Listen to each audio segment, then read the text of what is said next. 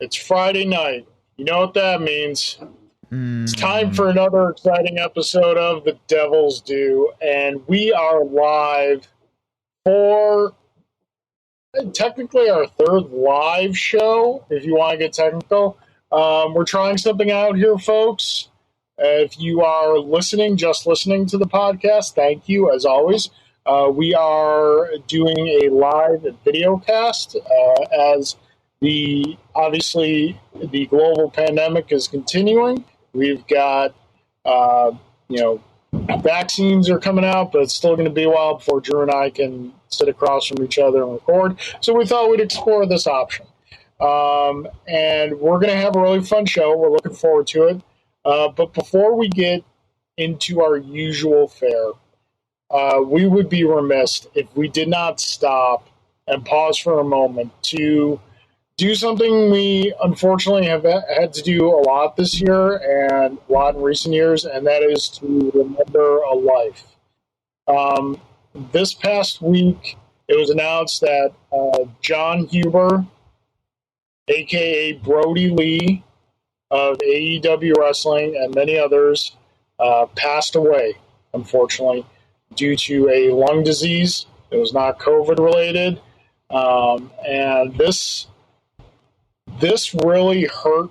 I'm not gonna lie, and it's funny because it didn't hurt right away for me because I didn't have an idea of who this man was. Like, I knew who he was in the ring. He was the Exalted One. He was Brodie Lee in the Dark Order.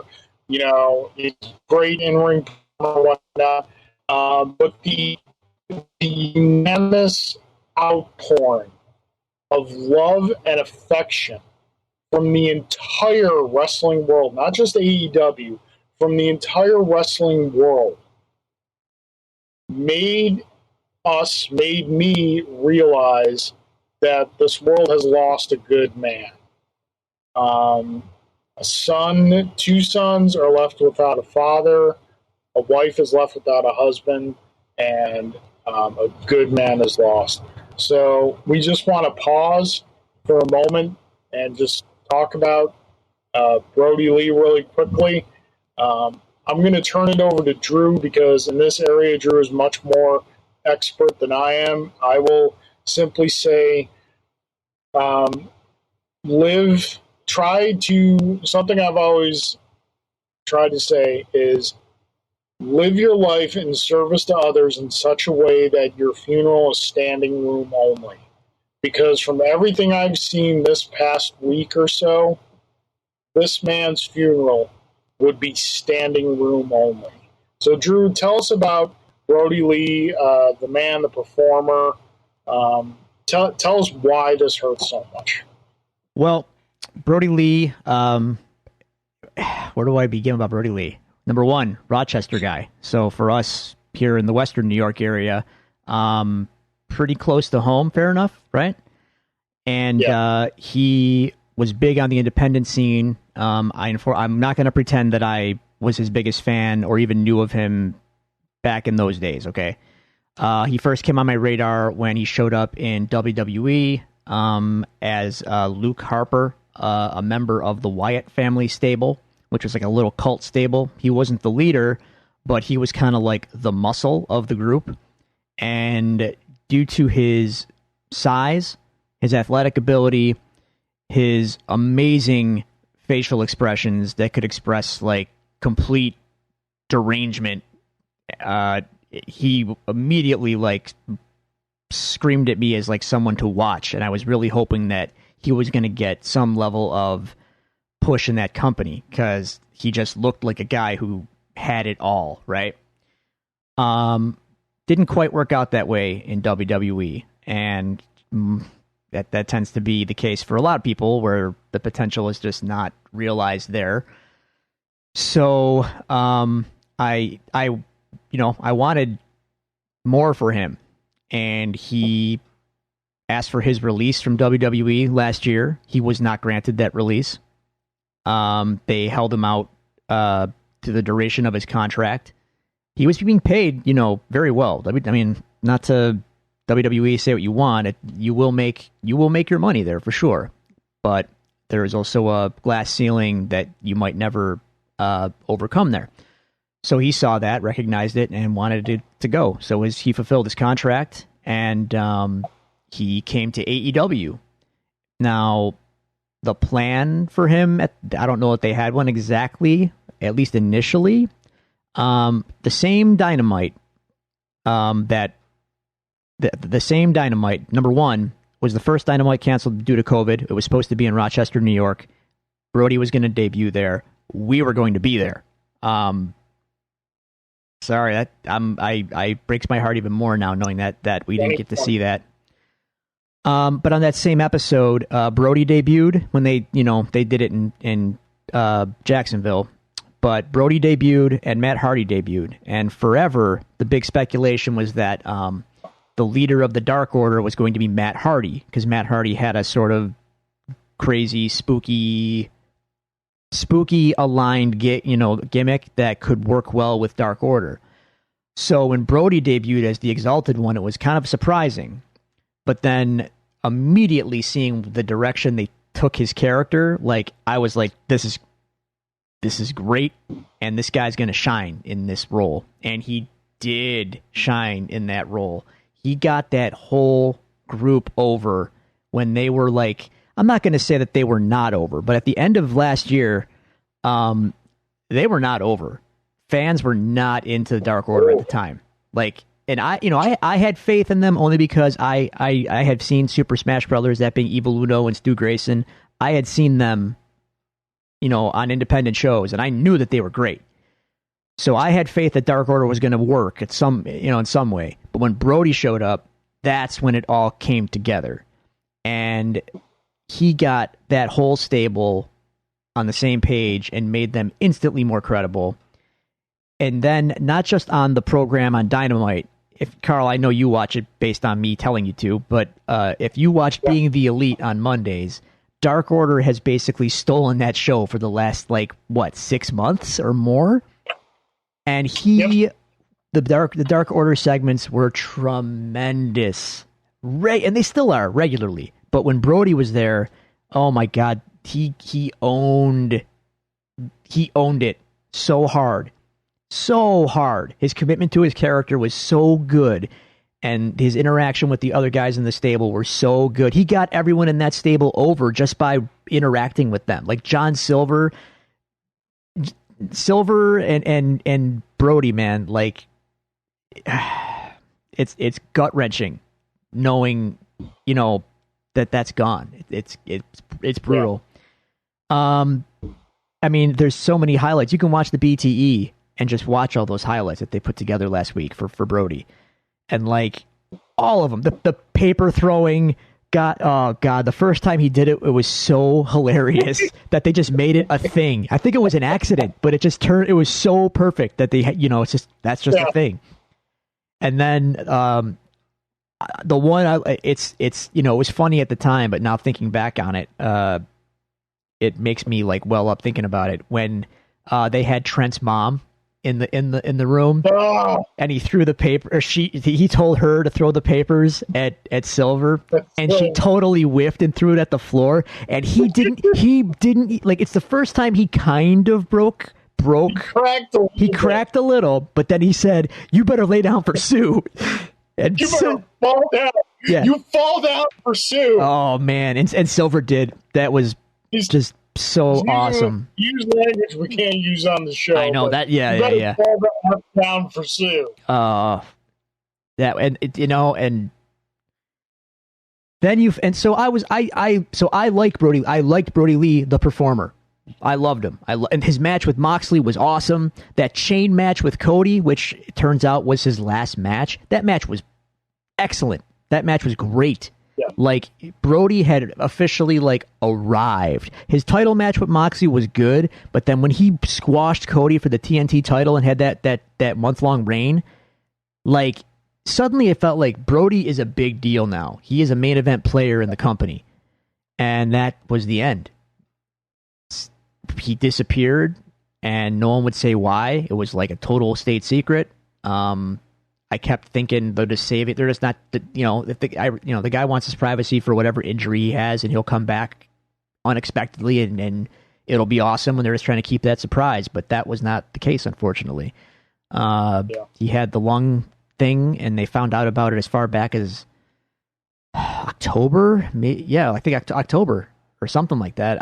My timeline, don't quote me on that, but the company did know that something was wrong, and they kept everything quiet for the sake of the family, to honor their wishes. And dude, I can't believe that the guy's gone. I just can't believe it. And like you said, the outpouring of everyone who'd ever worked with the guy, singing his praises and saying what a great man he was, family man, loved his wife, loved his kids, all this, went out of his way to help basically everyone he worked with. He paid for the Dark Order's ring gear. Like, he fought for them to have the positions they had in the company because he wanted to build that group up, and he knew that he could. Like, he just gave. He knew he was a made guy, so he used his position to help these other guys that no one's ever heard of. And now look at him. Like, it's so hard to believe, dude. It's so sad. It's just so sad. His tribute show was this past Wednesday on Dynamite, and from the 10-bell salute, I was rolling tears right up until the end. Yeah, because it's like I said, man. The world lost a good man, and the loss of a truly good person is something that should be felt by all of us. And by all accounts, this guy was a good person. Yeah, and props to AEW putting that show together. I know as much as I can sympathize, and as much as I can sympathize with a billionaire, I have all the respect for Tony Khan, and for putting that show together. According to Dave Meltzer, he had a show written. He couldn't sleep at all, and stayed up all night throughout the entire thing, and rewrote the entire show to what we got. And then if you watched the outtake, like the fact that he even was on television to present the TNT title for life to Brodie's son, like Tony Khan doesn't go on TV in character often. At least not on AEW TV. Wink, wink. Impact. Yeah. But that's I feel for him in a way, because like when this guy got into the business a couple years ago, getting into the wrestling business, right? I don't know that when you decide to do something like that, you think at some point in your tenure you're going to have to put together a tribute show for a guy who dies unexpectedly. That is just so beloved. Like, you know what I mean? So props to him for having a super classy tribute show and doing right by the family, doing right by everyone to put that show on. That extra clip they did after Dynamite, they posted on Facebook, crushed me again today. Yeah. So we just wanted to start out and talk about this for a bit. It sucks, man.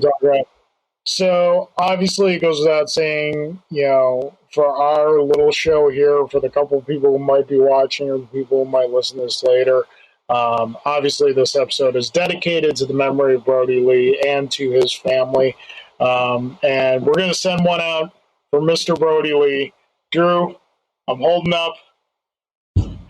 I got papers, Drew! I got papers! Put your head forward, Drew! Put your head forward! I'm gonna... Well done. That's right. That's how we do it here on WW84. We do dedications properly. All right. Excellent. Folks, let's stand on some ceremony. Yes, by all means, Dark Order salute. Did you notice Orange Cassidy's, by the way, which was excellent? Was it like... He was like, he kind of went like that, and he did the facial like it was crushing him to do it. It was Oh, was awesome. Anyway, all right, so folks, we're gonna stand on some ceremony here. Listen, we've gotten some emails over the past couple of weeks. We appreciate the emails so much. I'm just gonna adjust here for a little bit because you know when you hit your camera with a big stack of papers. We've got a bunch of emails. We love you guys. Thank you so much for the emails. Next episode is going to be a completely listener and viewer controlled episode. We're going to do all the emails we missed up to this point because the past 2 weeks we've had some great guests. We've had a lot of big things happen in the news. So we wanted to make sure to give all of that its devil's due. And we're got a show for you tonight. We see that some of you are watching. We appreciate welcome. If you're watching us live on our Facebook page, by all means, feel free to put something in the chat.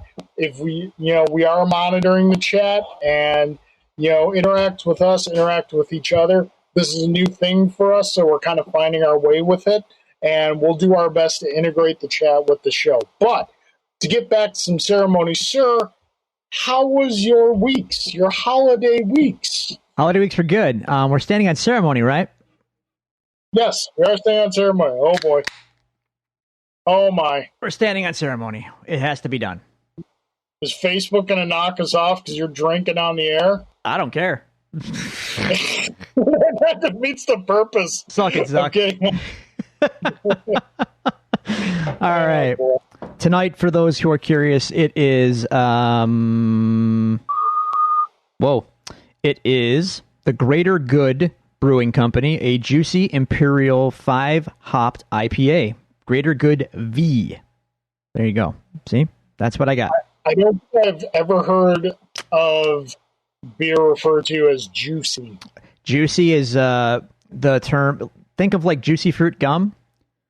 If the new modern IPAs are kind of...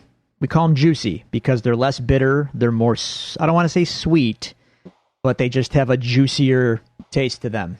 And an amazingly dank aroma. So anyway, my holiday weeks were fantastic, man. Let's see, where do we begin? Do we talk about Christmas? Christmas was nice. Yeah, we haven't talked. The dude got lots of fun stuff. Yeah. He got a cuckoo clock, which from his favorite episode of Puppy Dog Pals. He's obsessed with cuckoo clocks, so I got him one, and it's adorable. He says goodnight to it when the bird comes out at night. We got him the little tyke trampoline that I think you have for William.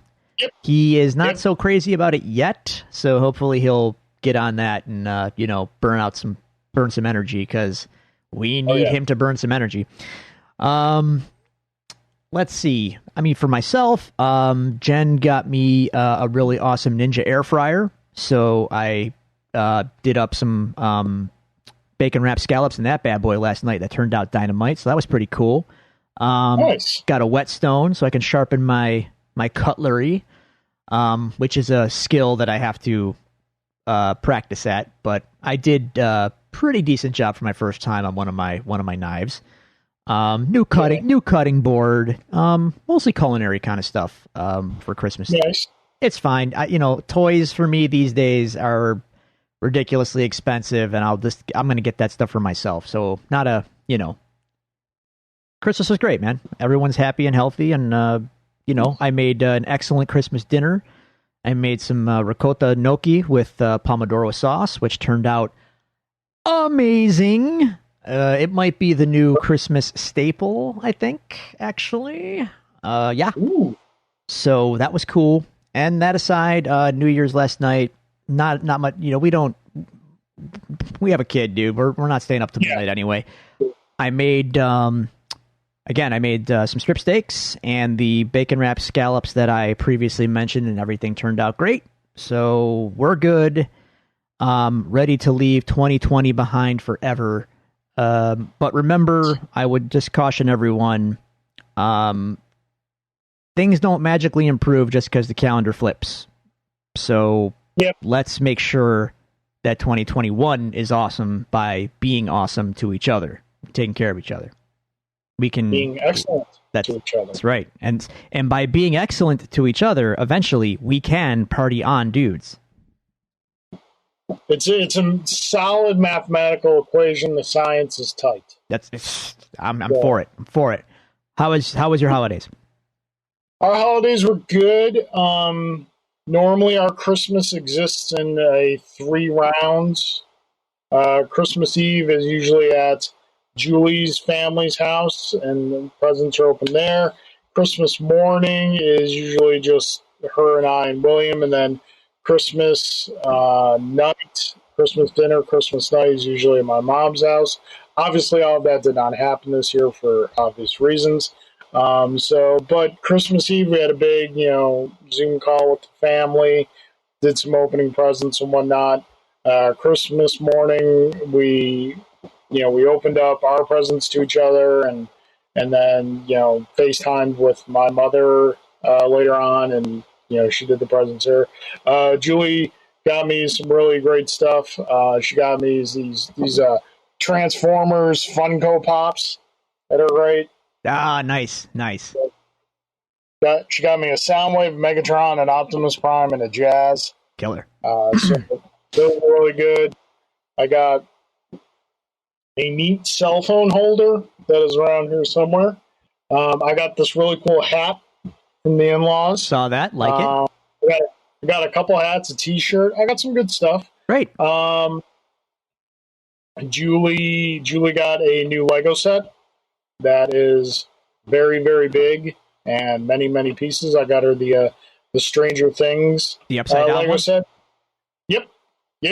Cool. Very cool. I got a new coffee grinder because I've been wanting 2 coffee grinders because variety is the spice of life. Sure. And normally I like something light to medium in the morning and something darker in the afternoon, and to be switching that stuff out back and forward in one grinder is a little annoying. So now I have 2 grinders, which is really cool because I've wanted 2 grinders. Cool. And I've got my eye, Drew, on a new coffee machine. Oh. It's it's really nice. Cool. I'm kind of going, my desire to learn and develop my coffee brewing skills has been reinvigorated these past couple of weeks. That was my holidays. New Year's, again, we have a toddler, so we're not even attempting to stay up past midnight. We watched the Death of 2020 mockumentary on Netflix, which is stinking hilarious, and I highly recommend anyone watch it.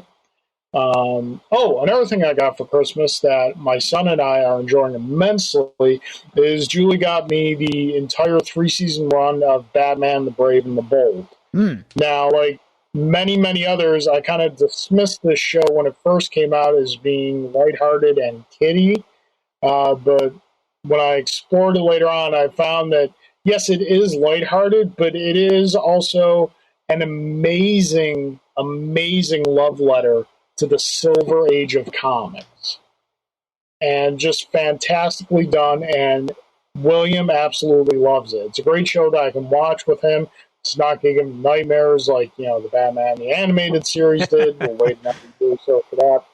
But New Year's, I think we were in bed by 11:30, quarter after 11 at the most. I don't ball drop great, but not. Nah, I'm good. It was nice of the neighborhood folk to wake up my son a quarter after 12 with fireworks. Oh, that's the worst. That's the worst.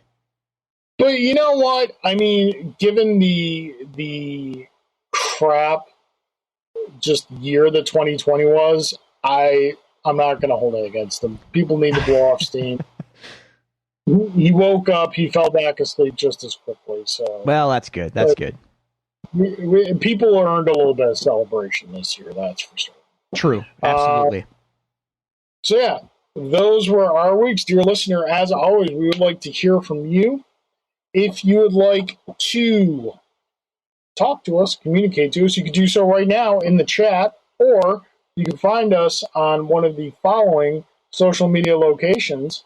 You can follow us on Twitter at Devils Do Pod. You can go to our Facebook page and like our Facebook page at facebook.com/Devils Do. If you're watching this broadcast, you're there right now. So, hey, like the page. You can email us at thedevilsdupod@gmail.com, or you can find all these resources available to you on our website, thedevilsdupodcast.com. Aside from this endeavor of the video podcast that we're going to, be experimenting with for a little bit, we are also now available on Spotify, so you can check us out there as well. So, here's what we got going for you, folks. We got 2 mini reviews to do and kind of a big, larger scale discussion. So, our big, larger scale discussion is going to focus around Mandalorian Season 2, so we will get to that eventually. But over the holidays, especially on Christmas Day, we got a lot of big screen offerings on the little screen through streaming services. The 2 key ones of which being Wonder Woman 84 on HBO Max and Soul. So we're just going to do kind of like some mini reviews of those. Drew is going to take Soul because I think as much as, spoilers, I loved Soul. I thought it was a masterwork. I think it speaks to Drew on a deeper level because of his musical background. And then I will talk a bit about Wonder Woman 84. So, Drew, tell the people about Soul. Soul was, is it... If I tell you Soul is a great Pixar movie, it's almost an oxymoron. Like, aren't all Pixar movies basically great? Yeah. So.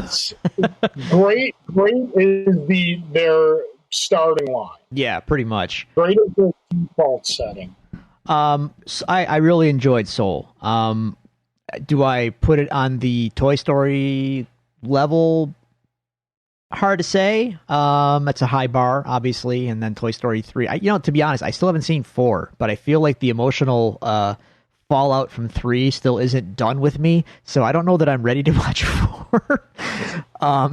But that's the level of like love and craft that they put into those movies. So Toy Story 3 is like a watershed film for me in a lot of ways.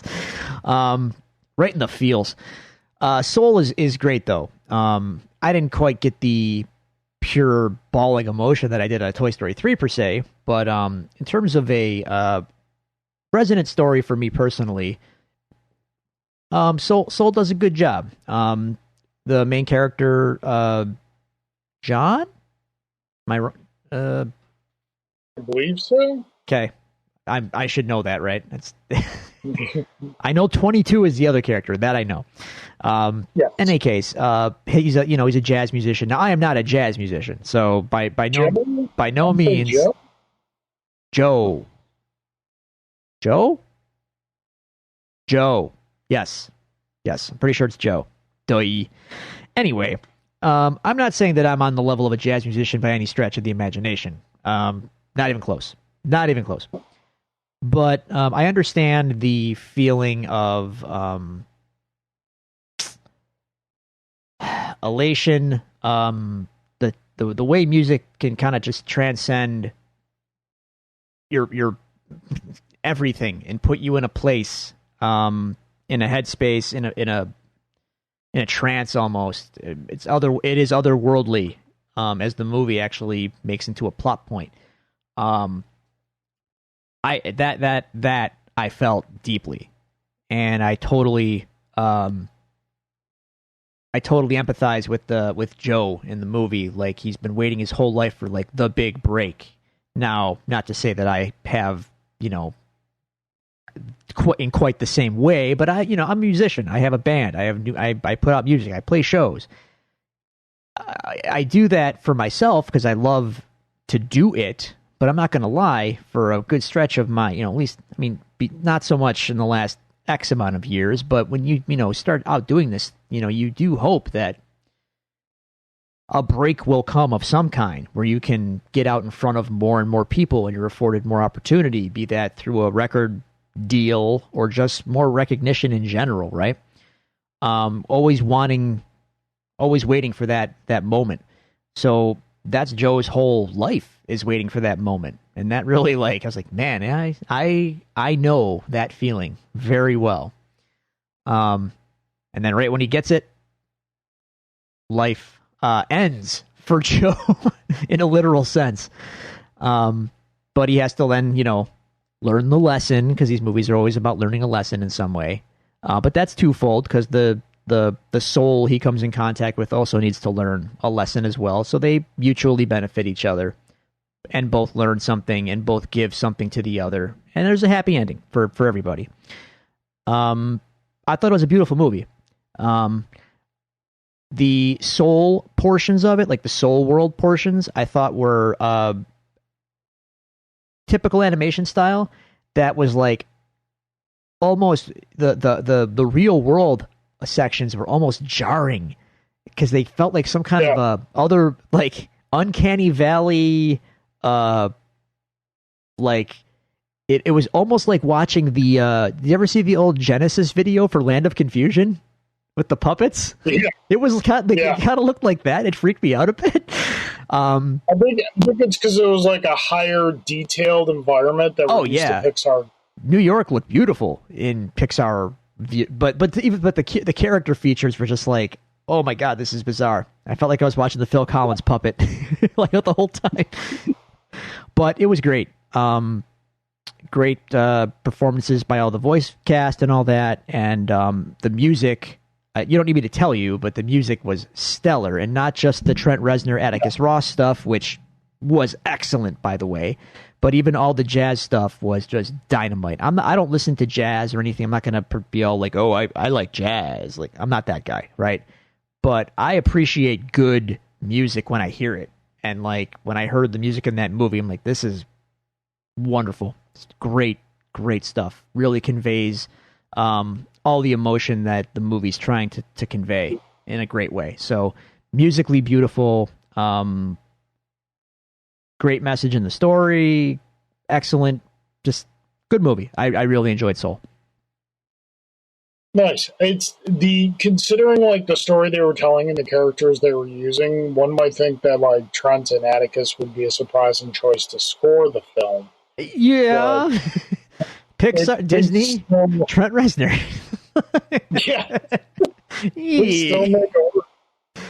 I mean, you mentioned Toy Story in the beginning, and I'm thinking about it. I know you don't like to do this, but I typically like to do this. If I was to make a top 5 list of Pixar films, I don't think any of the Toy Story films would crack my top 5. Oh, and that's not say I don't like them.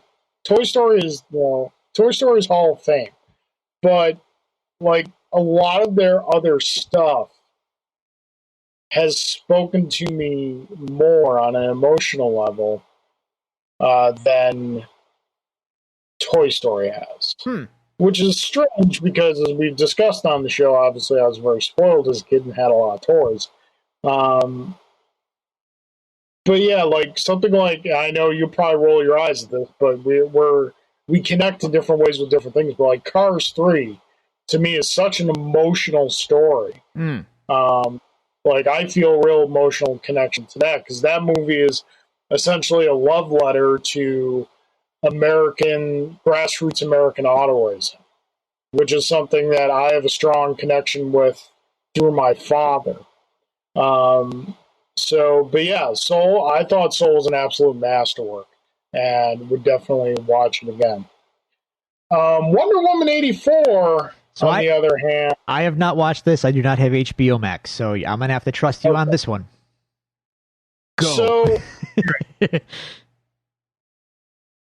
I'm going to preface this by saying there's going to be a little bit of compartmentalization going on here with Wonder Woman 84, as with our Mandalorian discussion, at least on my part. Let me say this. Wonder Woman 84 as a film, is not good. Okay. Wow. It's not. So I hear.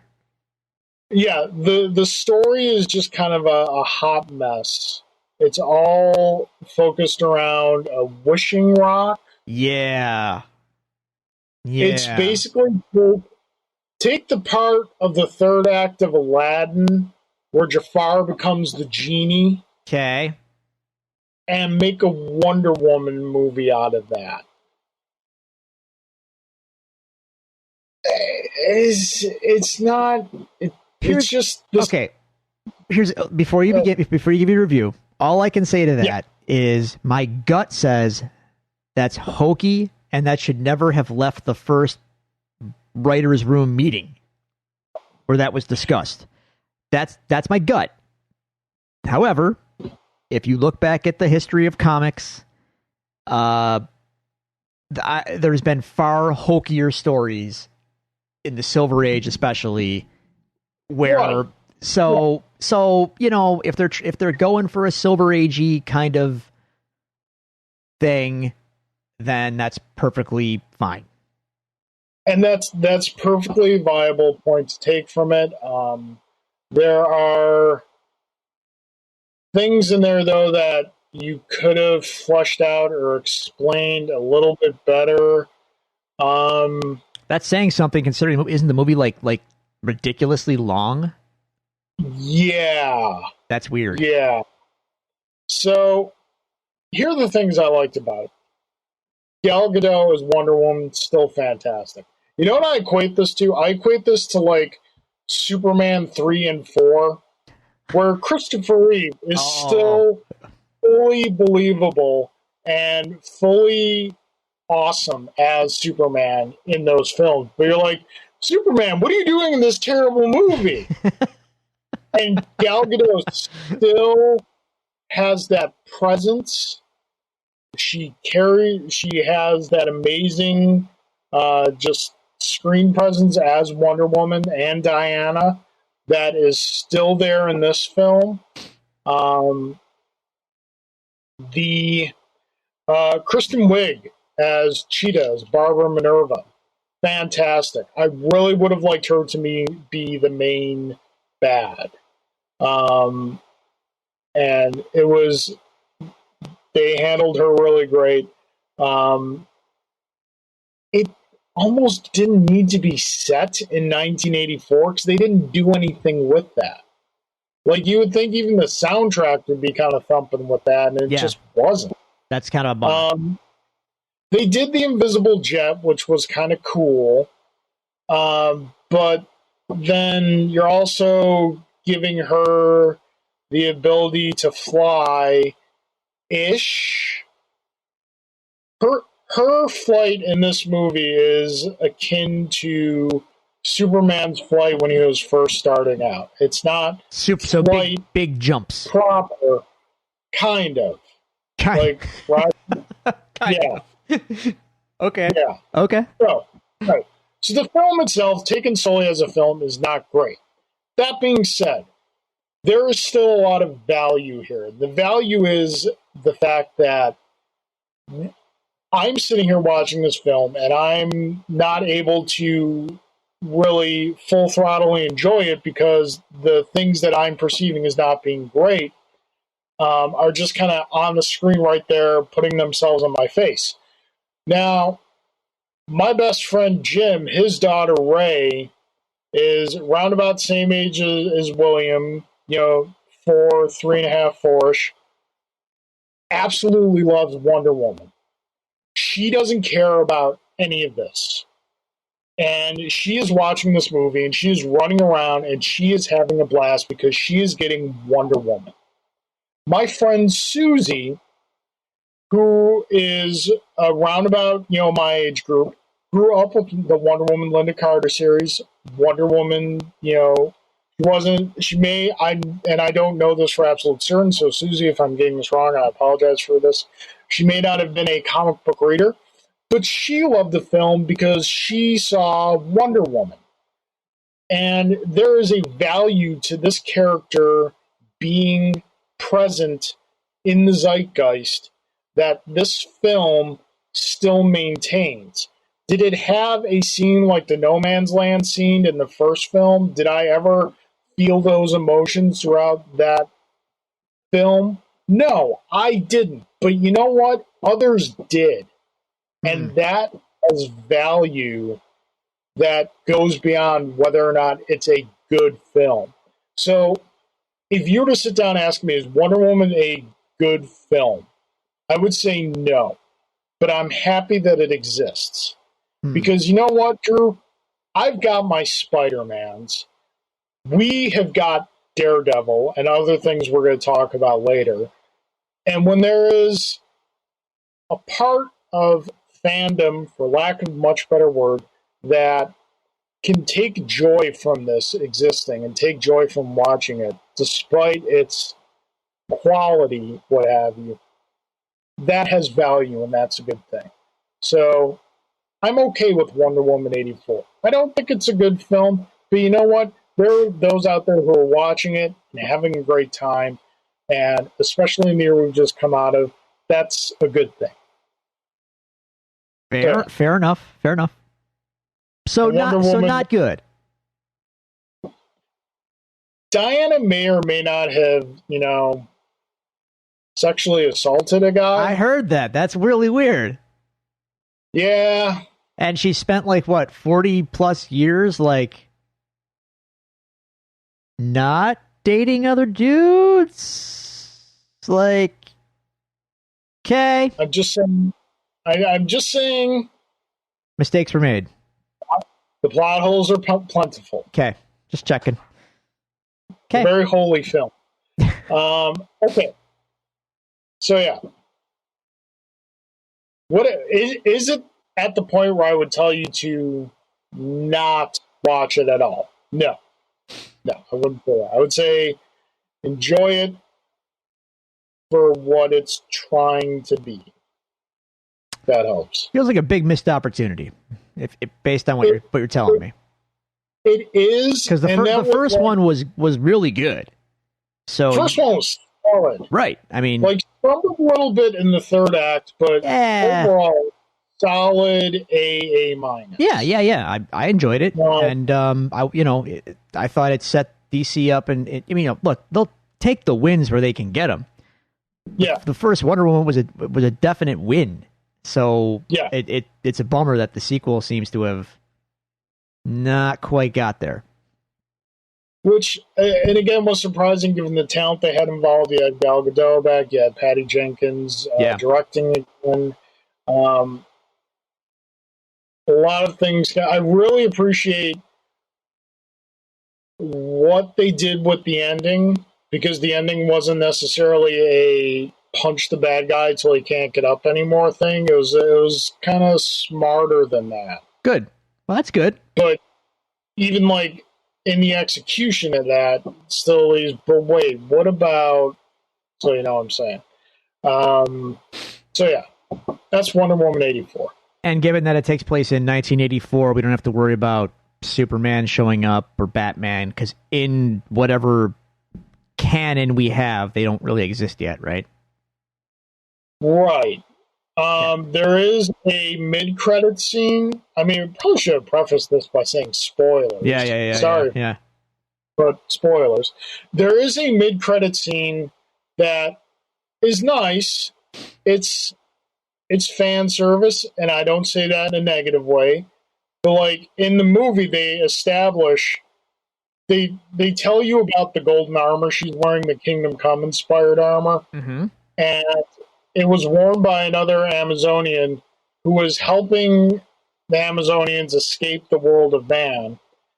And it was this Amazonian did that and wasn't heard from again. And the Amazonian shows up in the mid-credit scene, and she saves a mother and her baby from a falling telephone pole. And she turns around, and it's Linda Carter. Oh. And that's awesome. That's awesome. But you know what?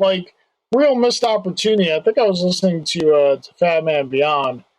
I mean, obviously, whenever Mark Bernard is going to rewrite something, I'm usually going to be on board with his idea. And he had a really great idea of, have her in the film and have Diana go to her for counsel when she's at this pivotal character crossroads that she reaches in the film. So just kind of missed opportunity there. But yeah, so Wonder Woman 84, I'm glad it exists. Okay. I'm glad my friend's daughter has something that she can watch and run around to and get really excited for the way we did when we were kids. Fair enough. So, all right, moving on. Yes. And folks, again, if you are watching, feel free to comment in the chat. We're keeping an eye on it. If you see me looking away, that's usually just me taking a look at the chat, seeing what's going on there. So, moving on. Mandalorian Season 2 wrapped up 2 weeks ago, I think. 2 or 3, yeah, feels about right. Yeah. And we haven't really talked a lot about Mandalorian Season 2.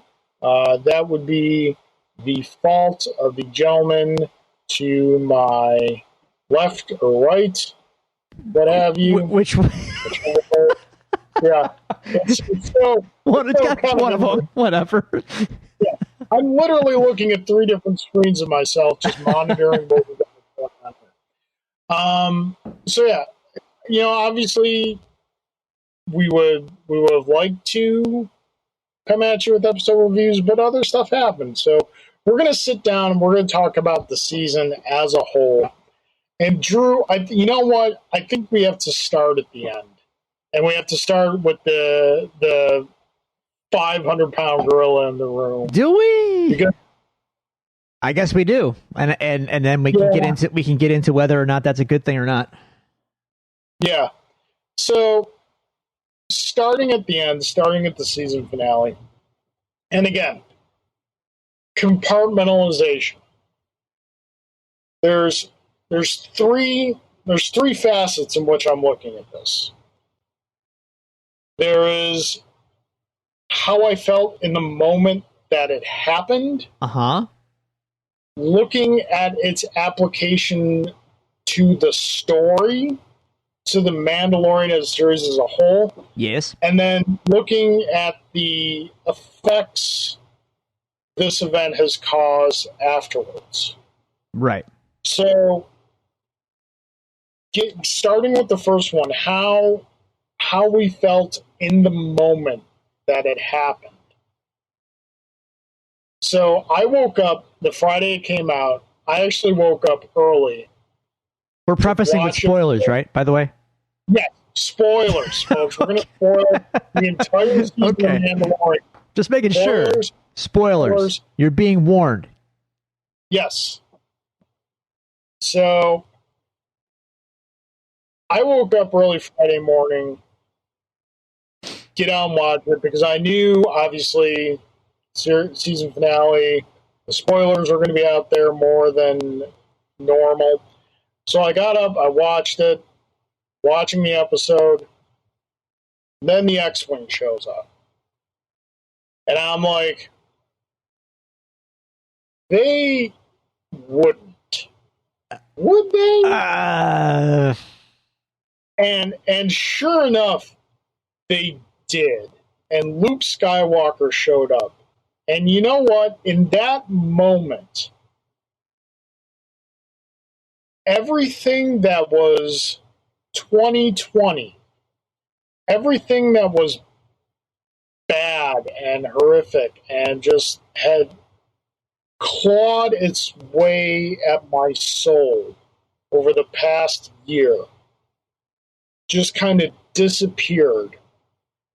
And for a brief moment, I had my father back. Mm. And it was wonderful. And I was in tears. And William was up with me, and he was watching, and he left the room, and he goes and he wakes up Julie, and he says, "Mom, Dad is really crying.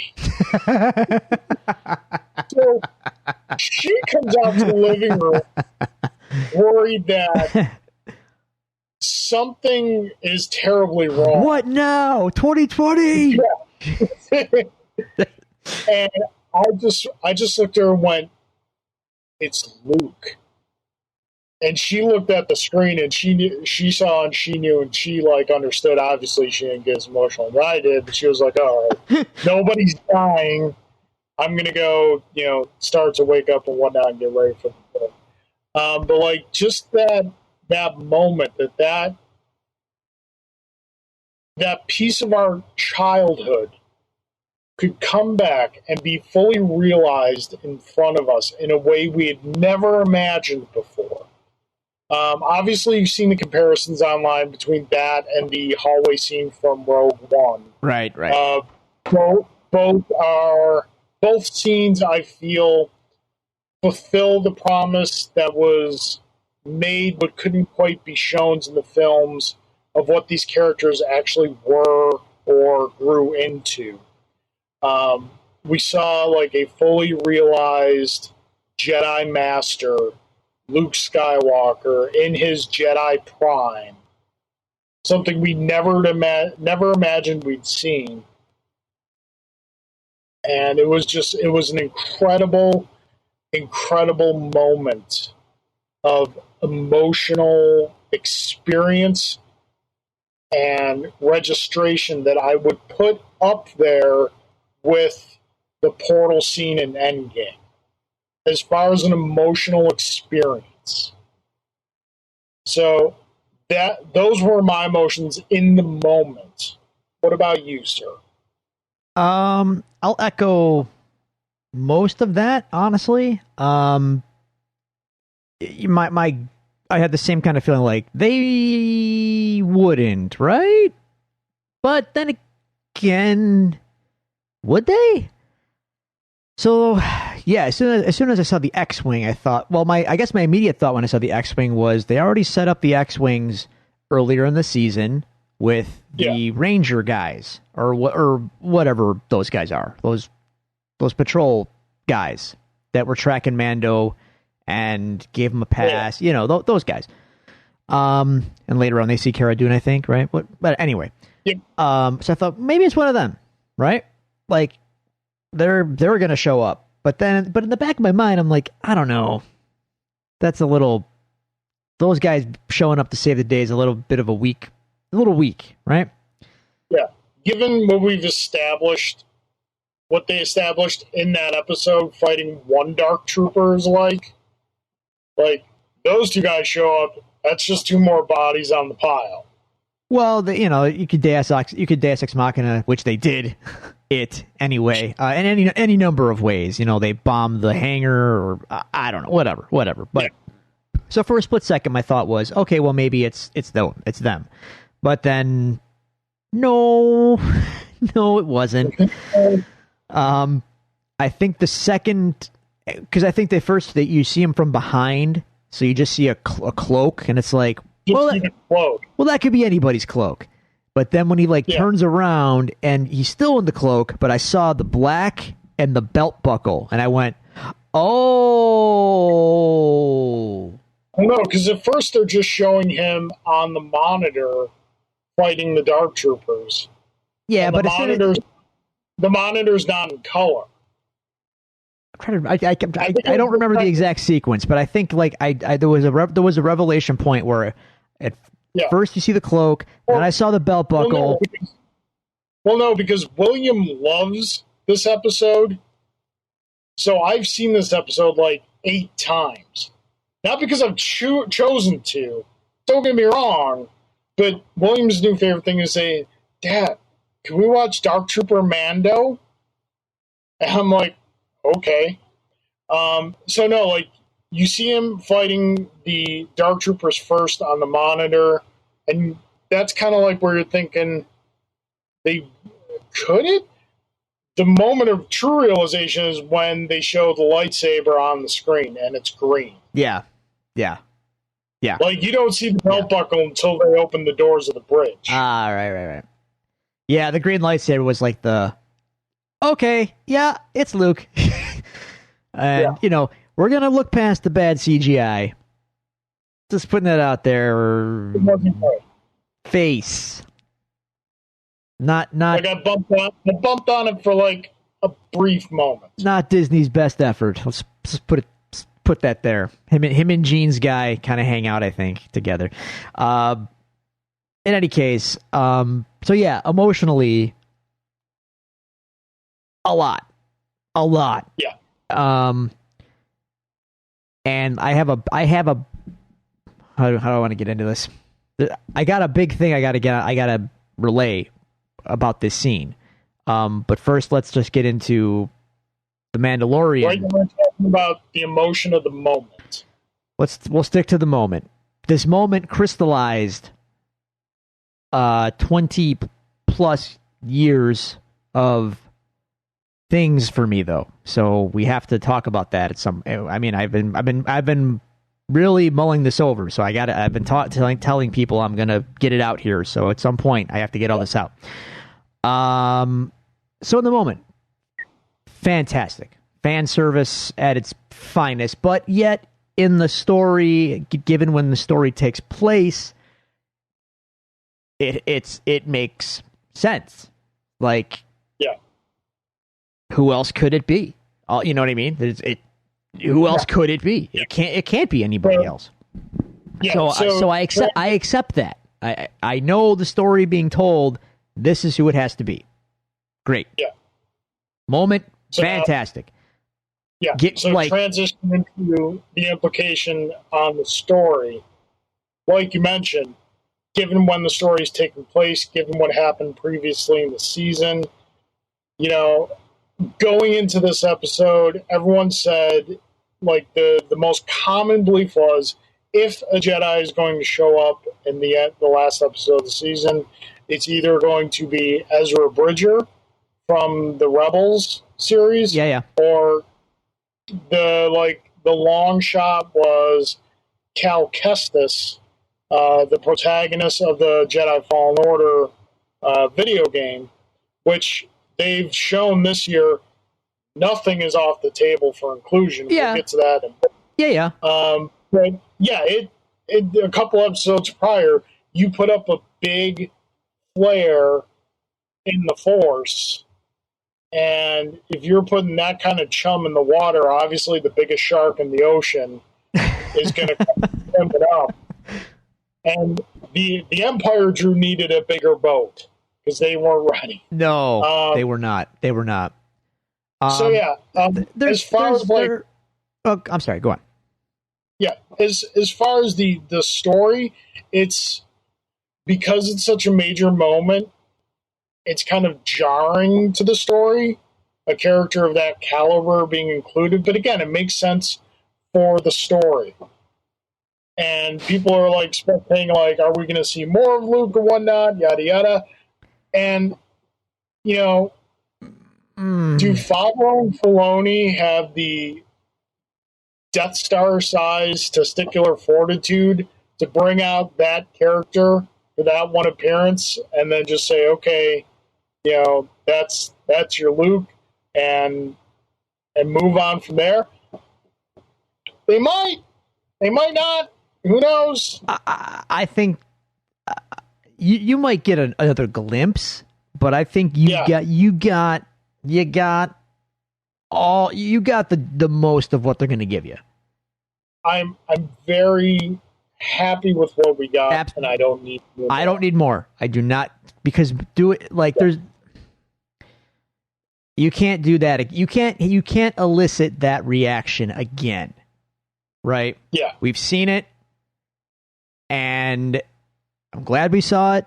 I don't need to see it again. Because if you're going to trot him out again, I'm going to be more annoyed by the whatever technology you're going to do on his face or whatever. Like, you're just muddying the waters. You got your moment.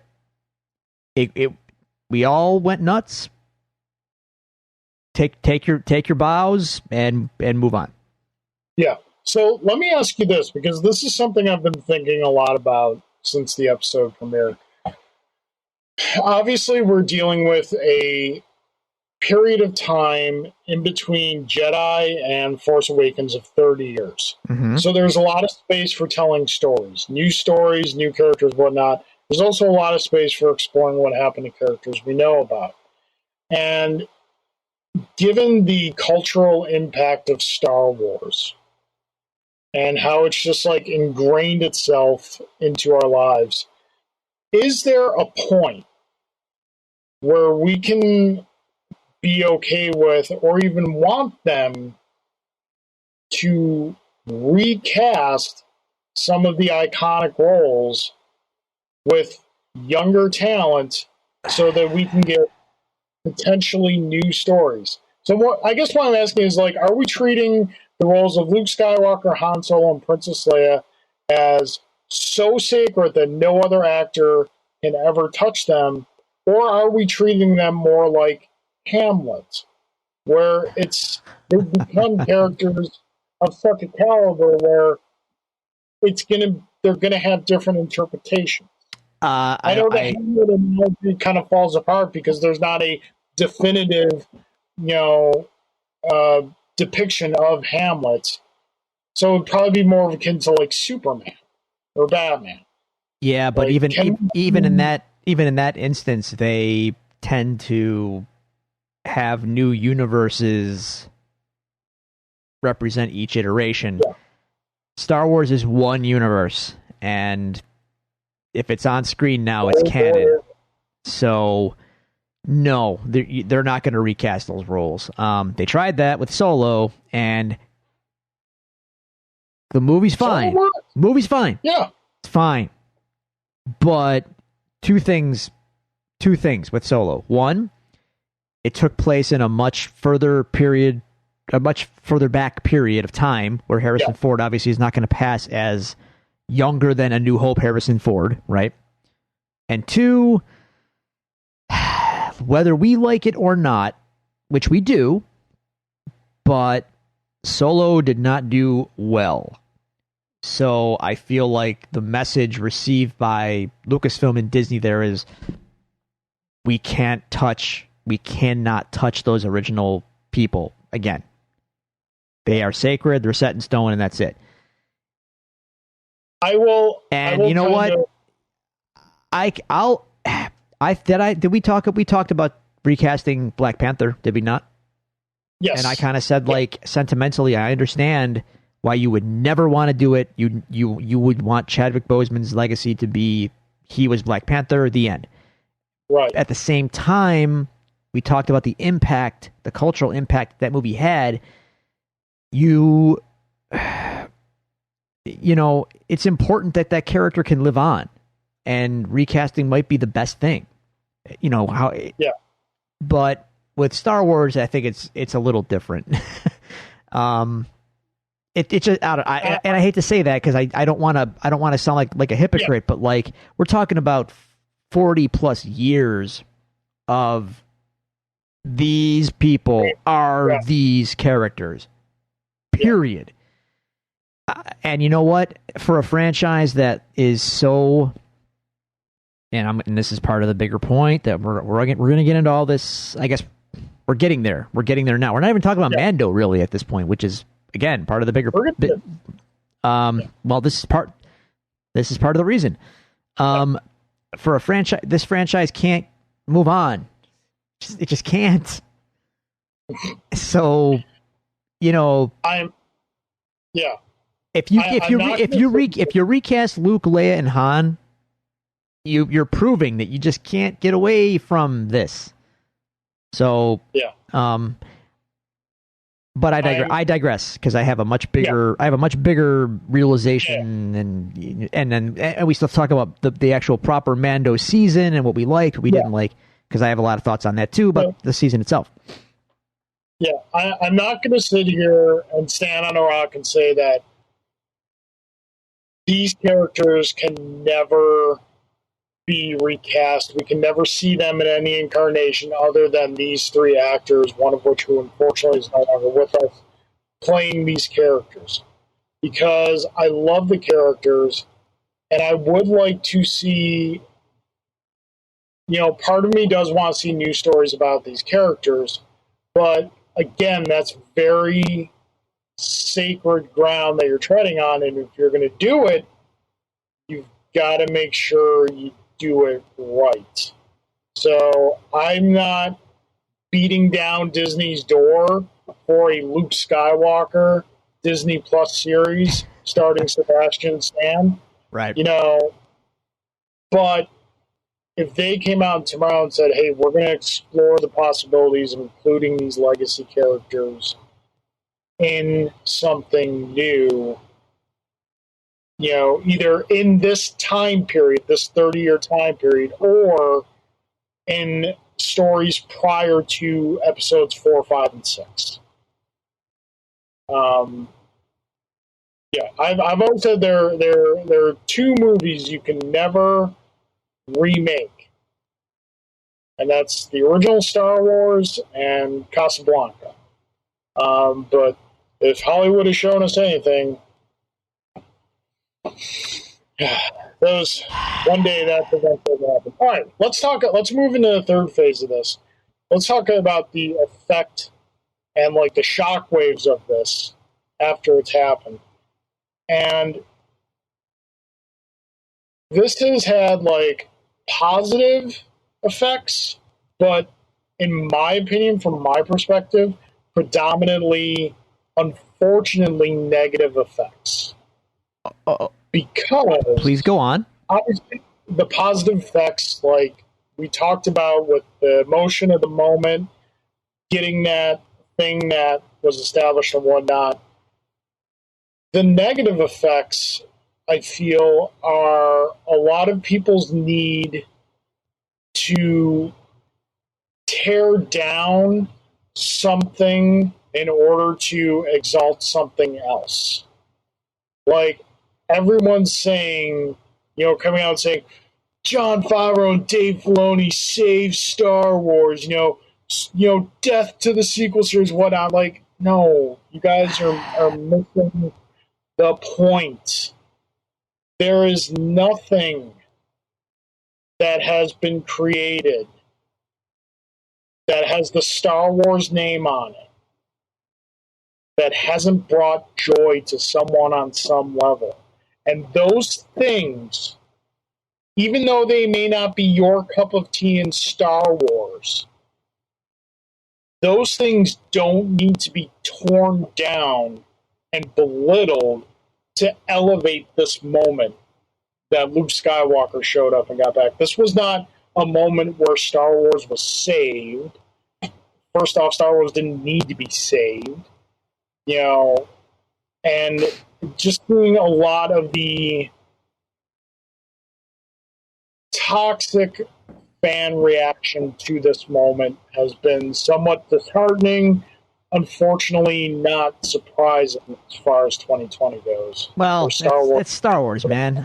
I'm sorry, but this franchise fandom is not the most well-adjusted. So anyway, so you've had thoughts on this and like how this moment has impacted your perception on a lot of things within Star Wars, beyond Mandalorian. And so talk about that.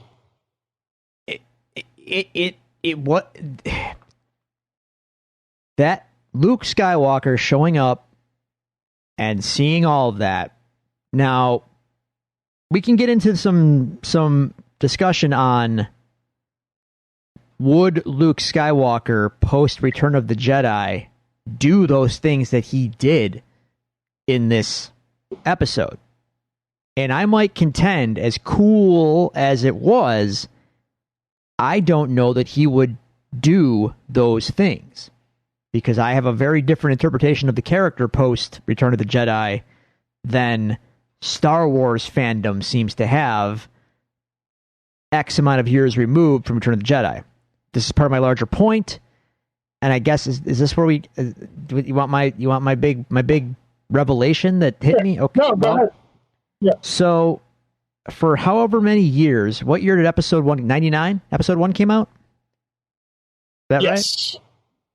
Yeah. Well, then I guess as far back as 1999, when I walked out of the theater confused as hell, I've had this weird relationship, I think a lot of us have, with Star Wars. Because if you're someone of our age, we grew up with the three movies when all there was the three movies. Right. And there was some books and stuff that came out in the early 90s, some comics, but like that was rare.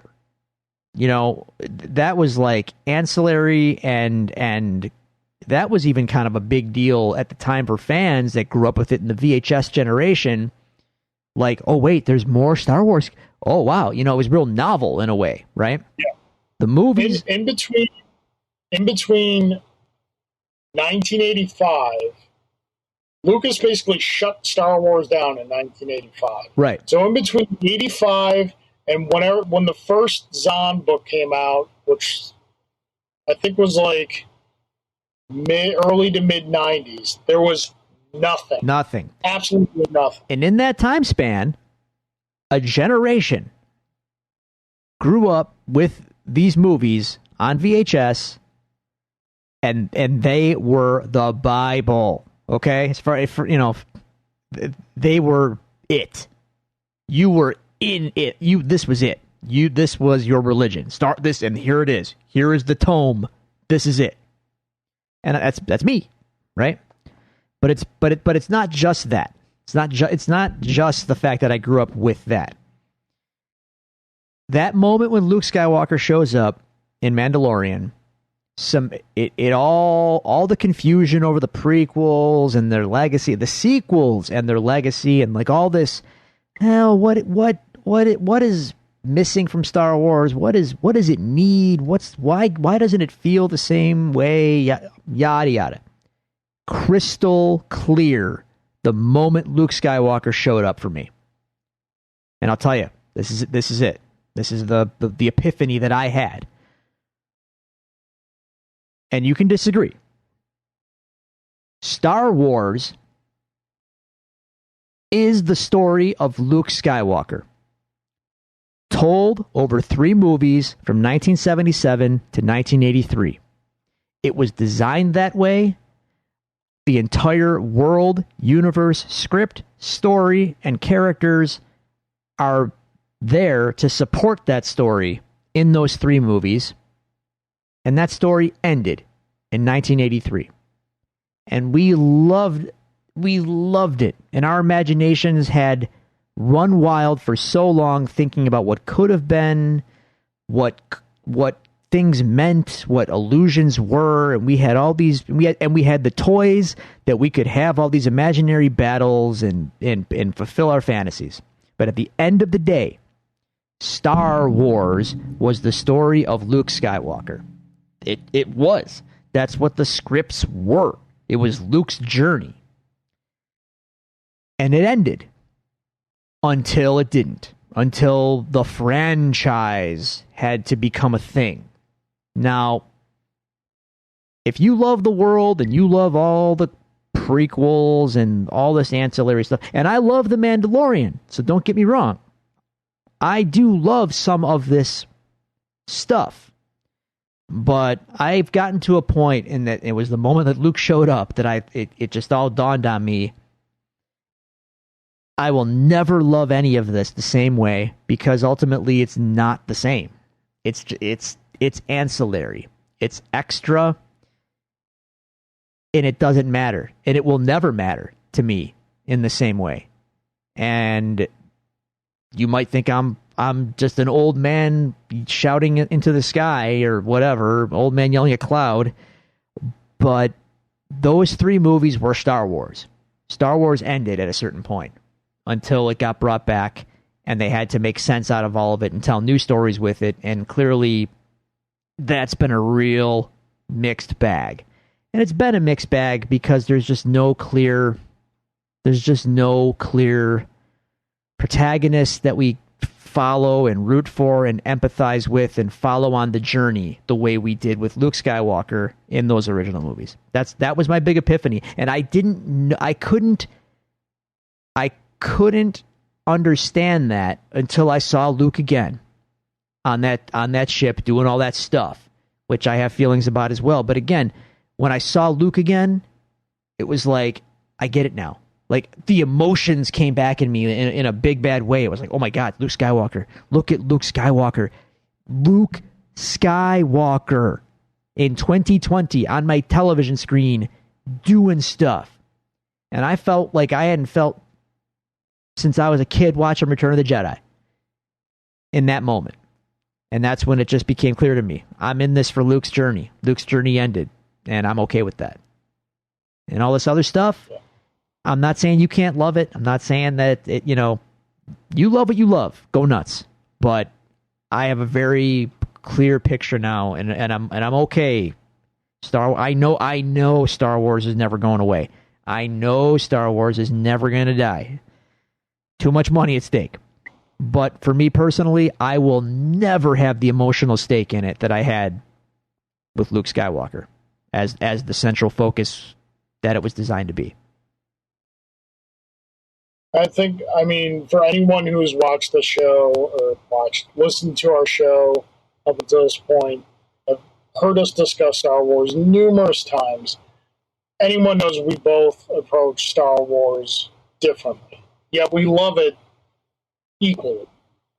The form that love takes is different, but neither one is any less valuable than the other.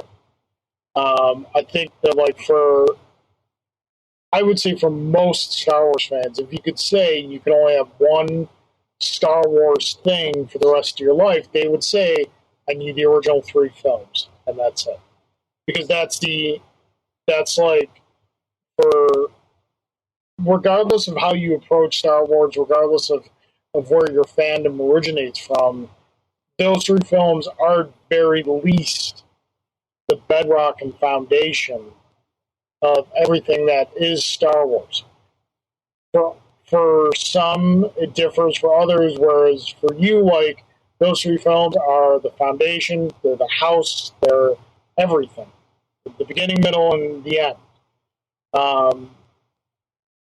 For me, they're the foundation and the guts of the house, the bones of the house, to use a real estate term, if you will. But I like everything, most everything that's been built around it. It seems that, as we discussed with the prequels and whatnot, it'd be really funny. What if the prequels were executed better? I'm very curious as to that alternate timeline, Drew, how he views Star Wars as a whole, if the prequels were executed better. Because it seems like for a lot of people, that's where it all just kind of started going downhill. Now, let's get into Mandalorian Season 2 proper. Did you like Season 2? Overall, yes, with a big but.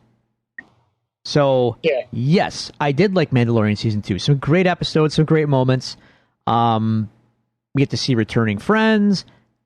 Boba Fett showed back up. But that's not even what I'm referring to. We get to see Carl Weathers again. If you were to tell me that I would almost demand a Bill Burr spinoff TV show, I wouldn't believe you. But after that episode, I would watch that show. Dude. I will attend that man's TED Talk. Man, they gave it, and I'm not trying to slag, I'm not going to be the fan that you talked about that's slagging the sequels, because I don't feel that way. But they gave Bill Burr's character more character development in one episode of The Mandalorian than Finn got in 3 movies. That's terrible. Not wrong. I mean, there's hyperbole there, but I'm not. But you know what I'm saying. Yeah, no, I know what you're saying. That scene was excellent, and I was like, oh my God, this dude has layers that we didn't even consider, and he's mind blown. Excellent. excellent. That episode was great. That scene was fantastic. I loved it. It was so awesome. There wasn't a bad episode in the season. They've yet to have a bad episode. Yeah, no, it's all pretty good. I didn't have quite as many. Well, outside of Luke showing up, which we'll get. I have some more things to say about it. But anyway, we didn't get.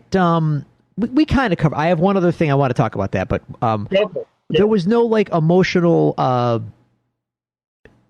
stingers in this season in quite the same way as the first season. In the first season, like for instance, Nick Nolte's character, like when he dies, like that hurt. That hurt. You know, I felt that when IG-11 sacrifices himself to save Mando and the baby. Like, you know, I felt that, right? And I don't know if there was quite as much of that this season.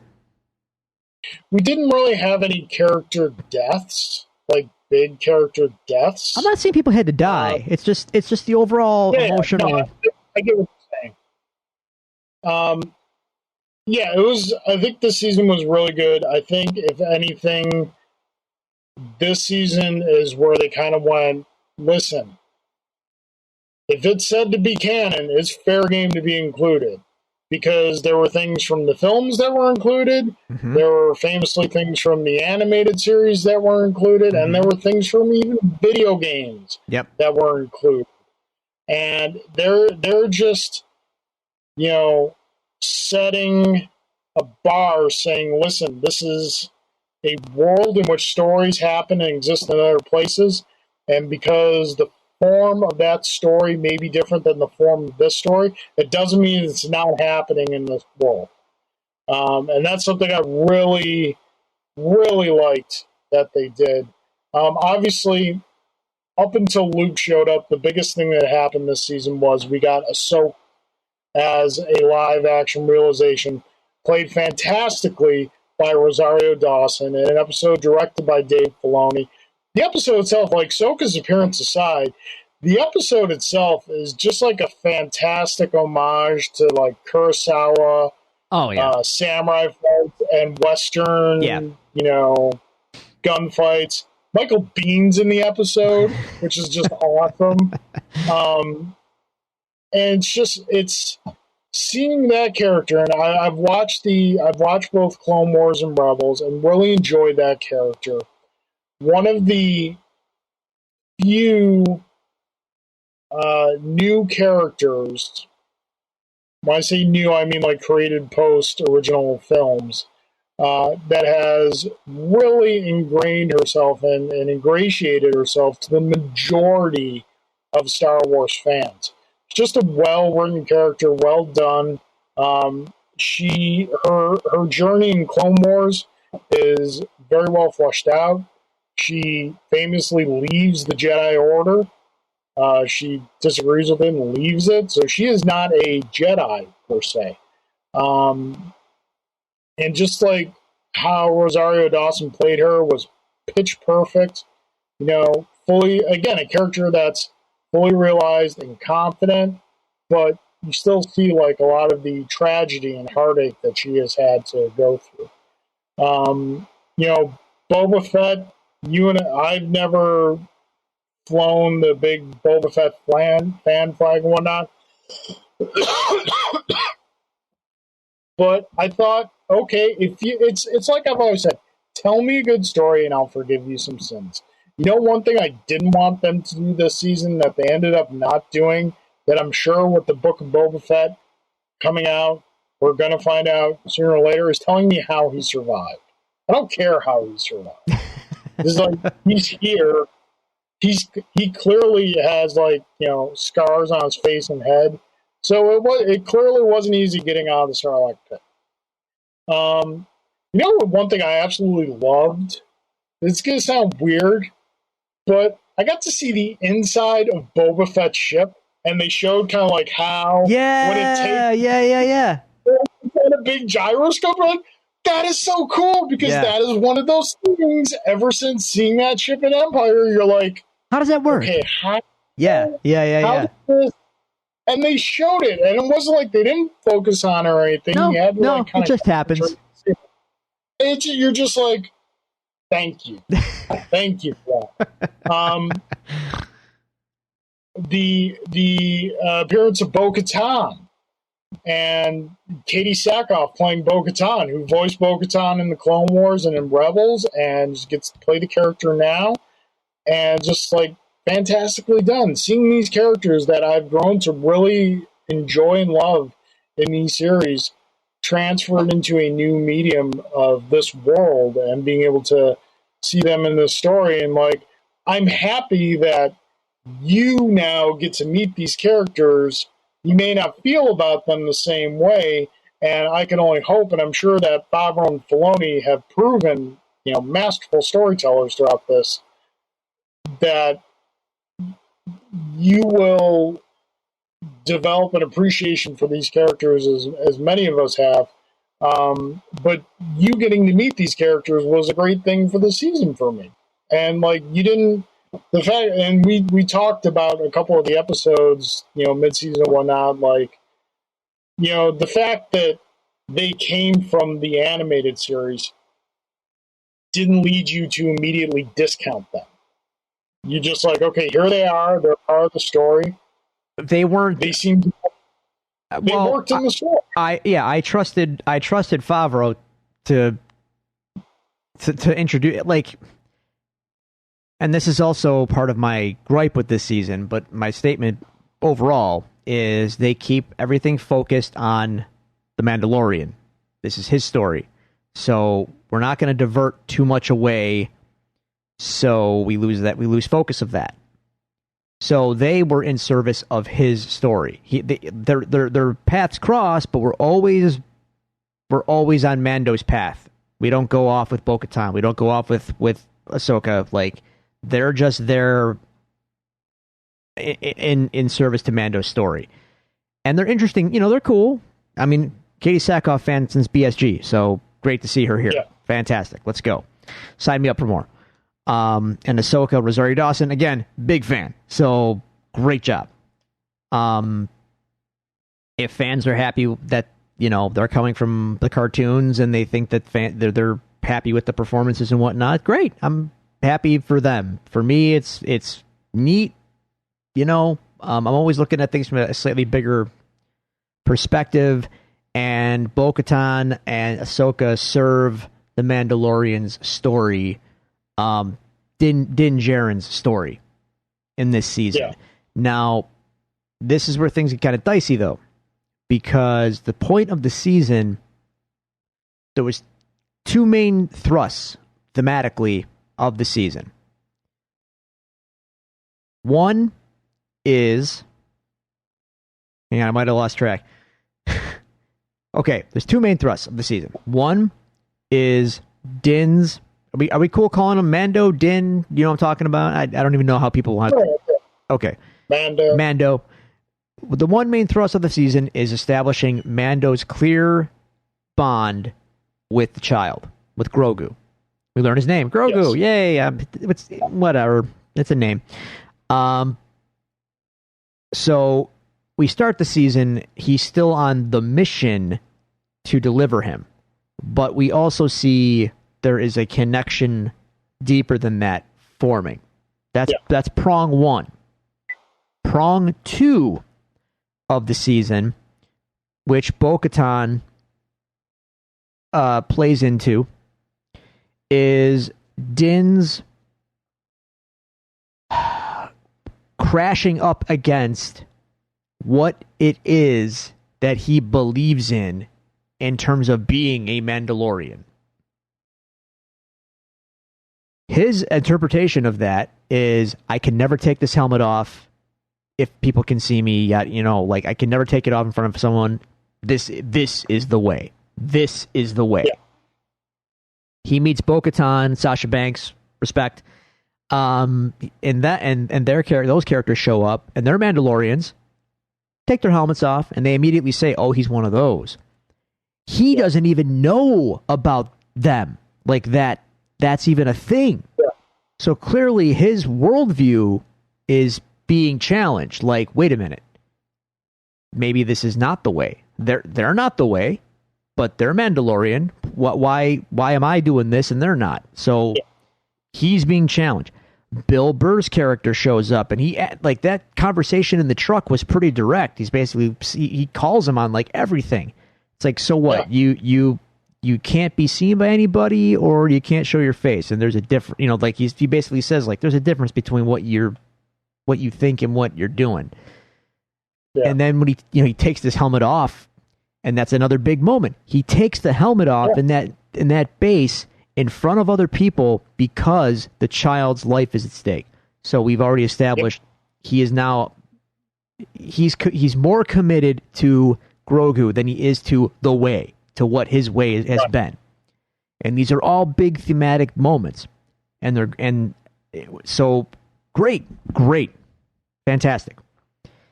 The problem, and as much as we all love and felt things with Luke Skywalker showing up, the problem is it completely overshadowed the journey we were on with Mando.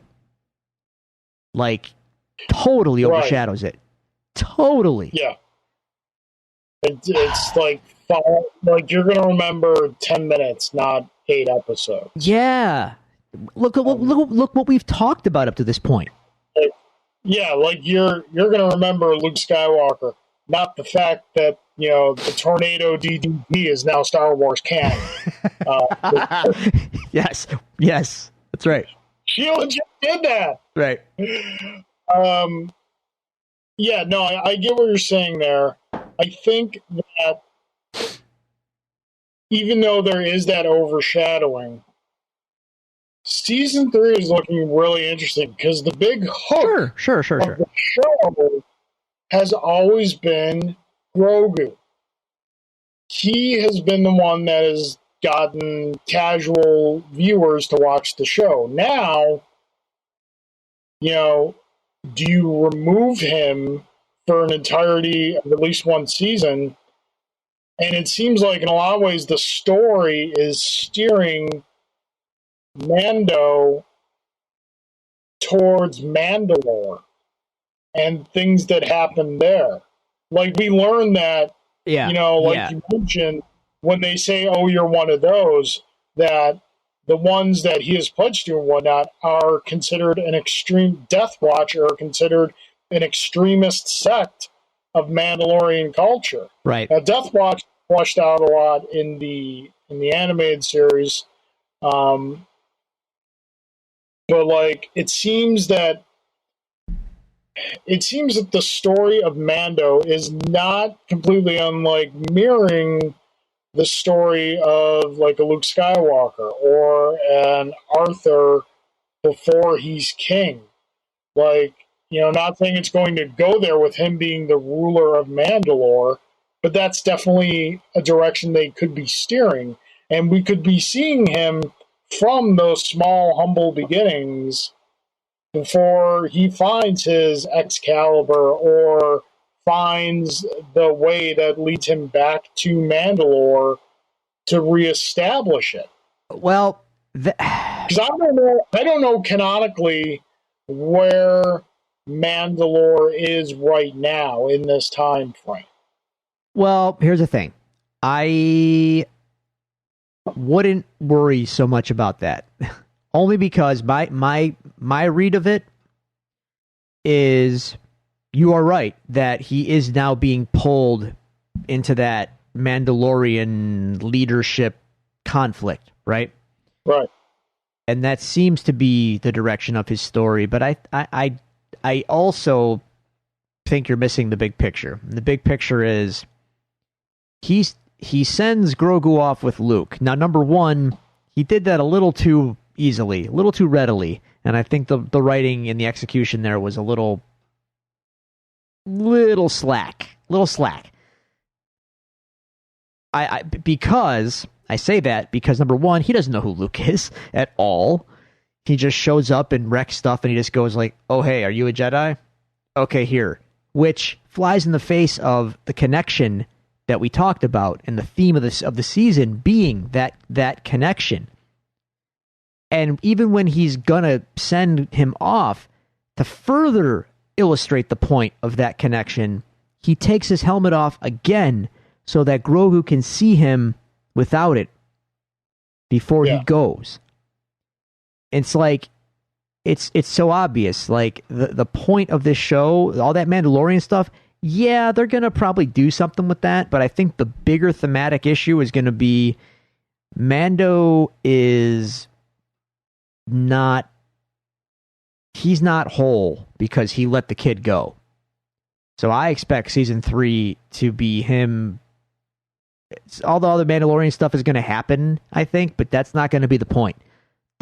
The central focus for him is going to be, I miss the kid, and I got to get the kid back.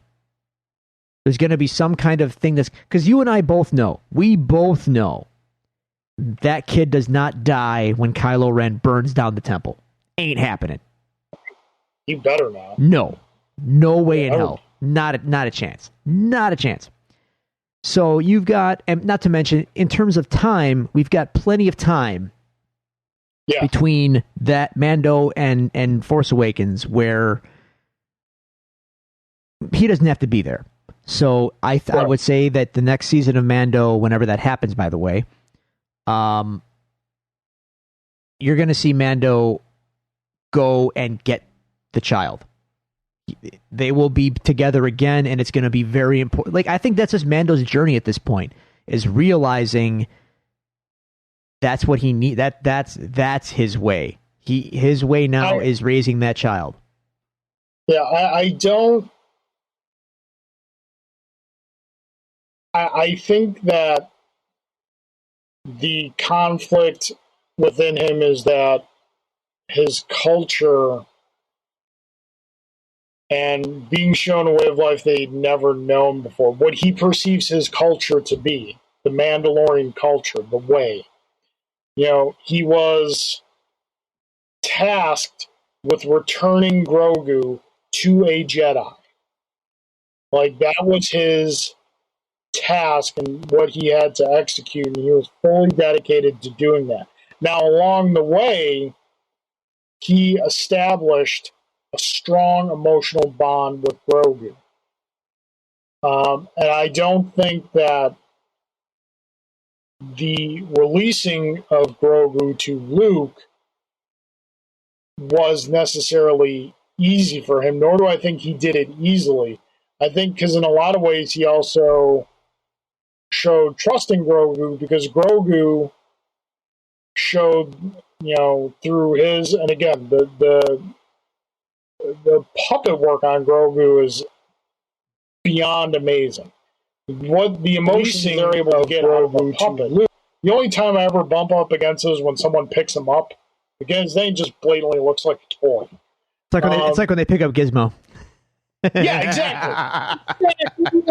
That is exactly it. And so, like, and now, like that, and he's being shown not only that, but he's being shown that this culture that he believes in doesn't fully exist in the same way he thought it did and how he's been taught his entire life. So I think, like, yeah, the Grogu connection is important, and I would not be surprised one way or another if Grogu showed up again next season. I'd be interested to see what a season of just Mandalorian, without the, for lack of a better term, the hook of Grogu being there, would be like. But yeah, it's really interesting. Another thing, just jumping back to the big reveal at the end, one thing I really liked that they did was Grogu's initial connection, his initial willingness to leave wasn't 100% because of Luke. It was also because R2 showed up. And R2 is one of those first things we meet in our Star Wars journey, if you do it right. You know, if you start with Episode 4, New Hope, and actually, we just watched it today. It's kind of a New Year's New Year's Day tradition I have is to watch A New Hope. R2 is one of the first things you see and meet. So, the meta way of thinking, the symbolism of a child connecting with R2 and being willing to go on that journey was something that kind of spoke to me right away. But I think they're going to do some really interesting things. The story's obviously going to get a lot bigger now. There's some questions we have at the end of last season. One of the bigger questions, I'm sure you've seen this online or whatnot, is in Rebels, Bo-Katan gets the Darksaber from a character named Sabine Wren, who's also another Mandalorian. There is no combat for the saber. She gives it to Bo-Katan, and Bo-Katan takes it. Now, I have enough faith in Favreau and Filoni. I noticed you kind of left him out when you mentioned that. That they're going to explain it in a way that works. But, yes, traditionally that is passed through combat, and it has been the story. But there's that thing there, okay, it wasn't here. Why can it be here again then? So I don't know. We'll see.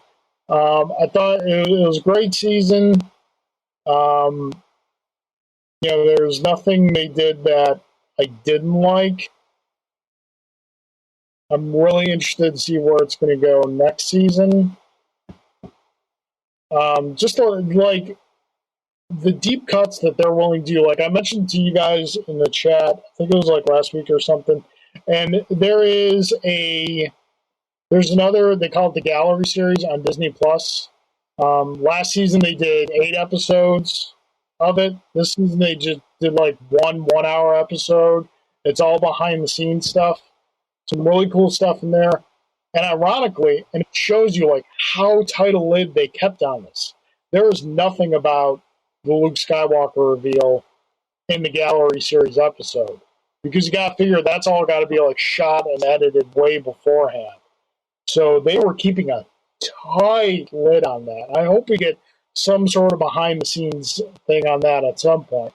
But one of the things the ice spiders in the second episode, I think it is. Oh yeah.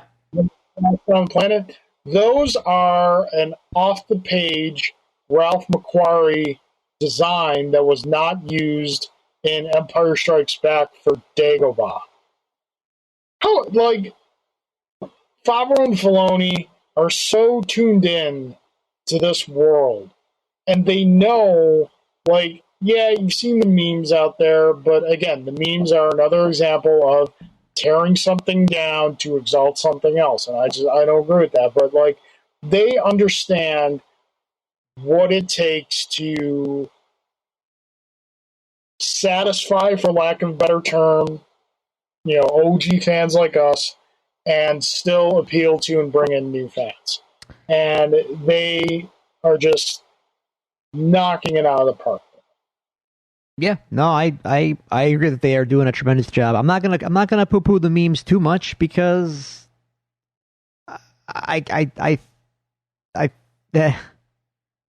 it's hard to argue that Fobbs and Filoni are they get something at a fundamental level that JJ apparently did not, and whoever was I'm not arguing that. I wholeheartedly agree with that. But there is a means of communicating an idea. You can do it in a way that doesn't crap on something that probably brought someone else joy at the same time. I feel you, but we're still, as Matt Hardy might say, the truth is the truth.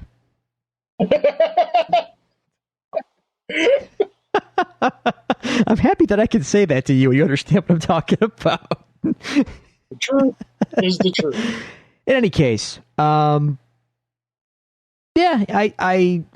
curious to see where it all goes. I think they're going to keep the tight focus on the Mandalorian butting up against what his personal journey is kind of the more important thing than all this Mandalore world leadership and all. Yeah. That's all window dressing. Let the Uber fans have that conversation. I don't think that's what the Mandalorian's about, and I don't think that's what season 3 is going to be about. It'll be a part of it. It'll be an episode or a thematic part of it, but I think the bigger journey is still centered on Din and his personal. It's his personal journey. He is going to rub up against all of this more. What is all of this? Why do I care? Is this the way? Is this the way? Is this the way? Do I even care about the way anymore? No. Where's the kid? That was the way. That was my way. I think that's going to be the more overarching thematic thing. And all that other stuff's going to fall into place, and it'll be what it's going to be. But that's not going to be the thrust of what the next season's about, in my opinion, anyway. Even Boba Fett, I should have said it before, even Boba Fett showing up is another angle in Din's character's evolution. He sees this guy in Mandalorian armor who is not a Mandalorian at all. And it's just another wrinkle in like, yeah. What is all of this? And what does it really mean? This guy's not even one of my people. He rocks it, and but the armor means something to him, but he's not one of us. You know? Yeah. So it's all in service to his own journey into figuring out what does all this mean? And does it matter? Yeah. It's also funny because like at the end of the like first full episode where Boba comes back, like he shows Mando like, look, I'm more you than you are them. Like, because I'm a foundling. You're a foundling too. You're not like pure blood Mandalorian. You're a foundling. Right. And, you know, Jango is a foundling, and by heritage, Boba is a foundling. And so that, like, again, there's what he had kind of like tunnel vision of what his culture was. And this season has been about widening that scope of his culture. And it's going in multiple different ways, and it's really interesting the way they did it. Yeah, I agree. And again, we would be talking about all of that a lot more if not for the finale. Yeah. And that's a bummer, you know? Like, as cool as that moment was, it's totally pulled the rug out from all this stuff we're talking about the show that we like and what it was about. Right.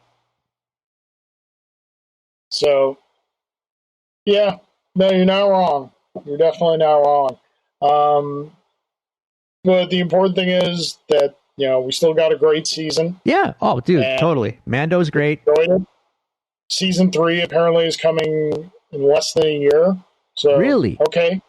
Yeah, December 2021. I thought Favreau said they were skipping a year and doing the Book of Boba Fett, and then season 3 would pick up after that.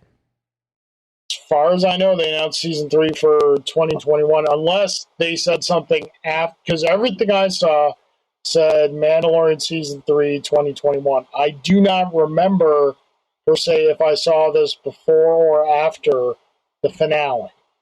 After the finale, he was on Good Morning. Yeah, Favreau was on Good Morning America or something, and he said Book of Boba Fett is next, and then season 3 will take place after that. So I think they're taking a break. Yeah, and touching on Book of Boba Fett, we got a post-credit scene. Yeah. The finale. We go back to Jabba's palace, and there's Big Fortuna, very much not blown up. All right. He jumped. That was, he jumped off like a coward before it blew up, which, okay, fine. Yeah, believable. Yeah, he seems like a cowardly wimp, right?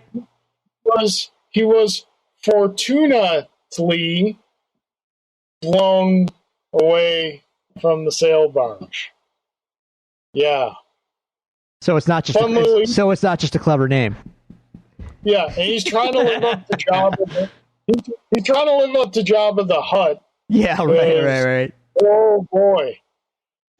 And fun little Easter egg: that staff he was holding, is a replica of the staff that came with the Bib Fortuna action figure, but was never shown on screen. Magnificent.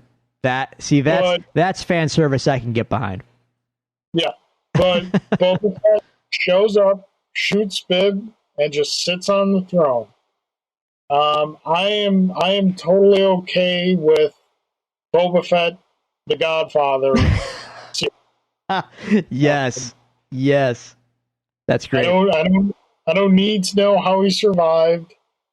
I don't need the big backstory or whatnot. They're gonna do an episode where they show how he did. Yeah. Fine. Give me, Boba Fett. I'm not sure where the Star Wars canon crime families are in this. They mentioned that the Hutts abandoned Tatooine.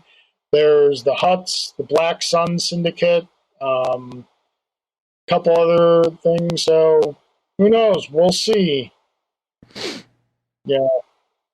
No more Boba Fett good guy. Show me Boba Fett crime lord.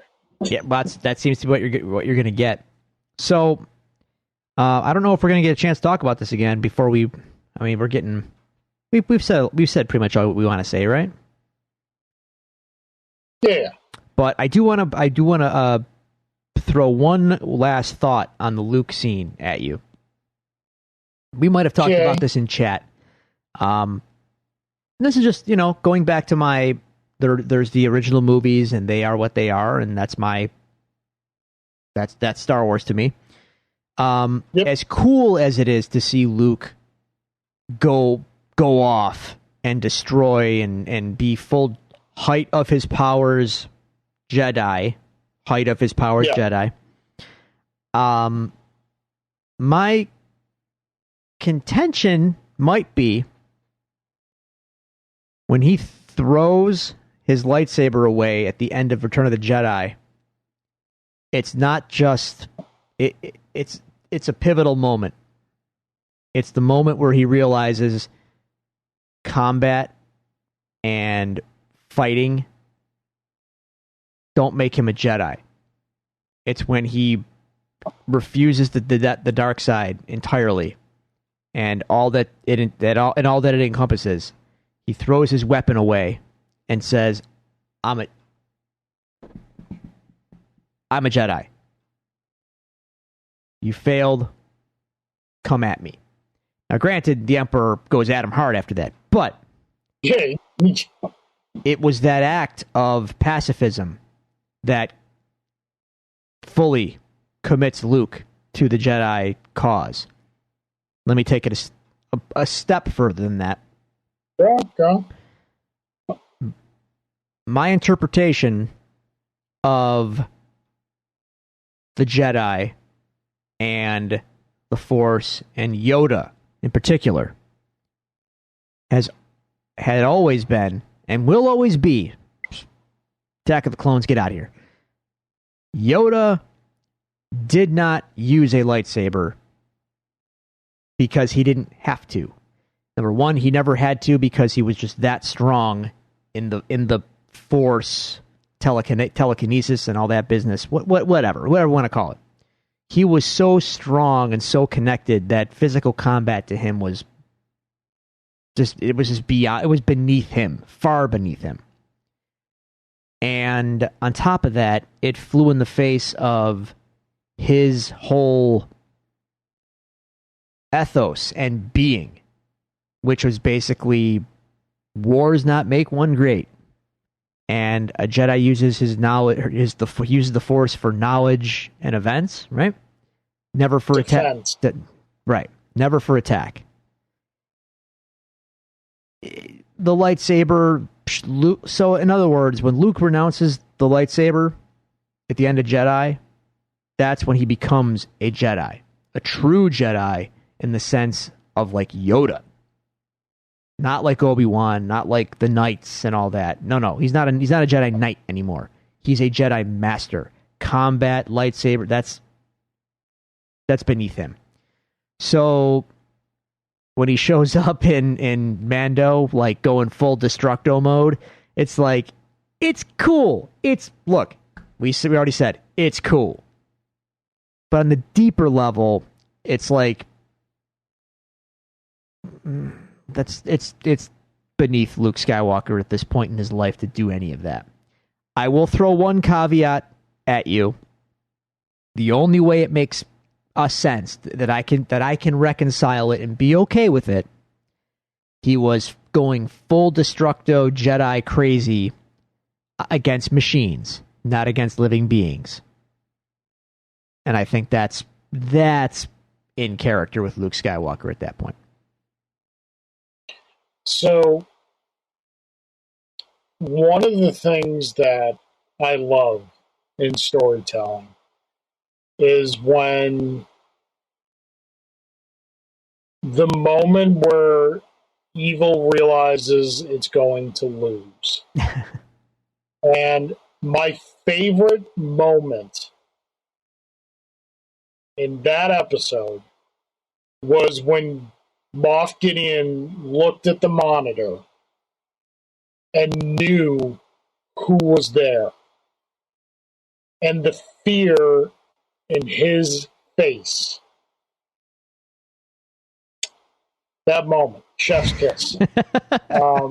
They establish that Gideon was Imperial ISP, which is, I believe, the Imperial Security Bureau. So, like, Imperial CIA, KGB, that's what the ISB is. He's going to know who Luke Skywalker is. I think everybody knows who Luke Skywalker is at a certain point. Yeah. Well, I mean, no one else on the bridge knew that. Like, I think they did. Din Djarin didn't, but I think Cara Dune did. She didn't say anything, but I think she knew. She was Alliance. She was Rebel Alliance. Yeah. She might never have met him, but the moment he walked on the bridge, I think she knew, like, that's Luke Skywalker. Right. So, can't say anything, but it's Luke Skywalker. So that was like my favorite moment of the episode. Yeah, it was cool. I'm not saying your interpretation is invalid. It's not necessarily interpretation that I personally agree with. I think Luke's throwing away of his lightsaber in that moment is not a rejection of combat per se, but a rejection of his own potential emotional reaction to the moment that he is in right now. No, I agree with that. He's taking himself out of a potentially bad moment. He's come to the precipice of the dark side in his assault on Vader. Yeah, no, I get that. I'm saying it's that and this. As far as like with Yoda, even if you don't want to acknowledge like what's been shown in the prequels and Clone Wars and stuff, as far as Yoda goes, that if you don't want to do it, that's fine.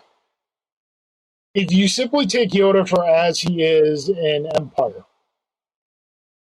someone that old and that experienced doesn't get to that point in their life and that confidence and that philosophy without making some mistakes along the way and learning along the way. So I think that even in that interpretation, you can't necessarily say that Yoda is saying, lightsaber combat is not the way. He's saying, like, at its core, this is what the Force is. This is what it means to be a Jedi. For knowledge and defense. The lightsaber is part of that defense. The lightsaber, like anything else in a religion or a philosophy, can be taken and corrupted. And so, again, taking Yoda simply as he is an Empire, his words, to me at least, my interpretation conveys a very long life of experience and potentially mistakes to get him to the point of where he's at, to be able to say those things to Luke. I don't think he's necessarily telling Luke to never use a lightsaber. And I don't think, like, Luke is rejecting combat as a whole as a means of defense by throwing the lightsaber away in Jedi. But again, in a world where we only have those three films, it's definitely an interesting conversation to have. So, again, two philosophies on a galaxy far, far away. But I think that pretty much, unless you've got anything else you want to mention about Mandalorian Season 2 or anything else we talked about today? No, I think we've said it all. All right.